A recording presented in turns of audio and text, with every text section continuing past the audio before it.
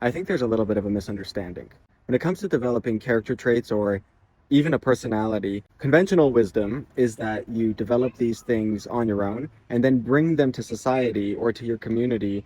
In truth, it might be the exact opposite. There's this illuminating story in the Medrash. After the Jews were exiled from Jerusalem, most of the rabbis set up shop in a place called Yavne. There was one rabbi, Elazar Ben Arach, who is said to not have joined the community of rabbis and instead moved to a place called Emmaus, which apparently had a lot of water and great views, but very little community. And while discussing his consideration with his wife, she asked him a very practical question. She said, "Who's the greatest rabbi?"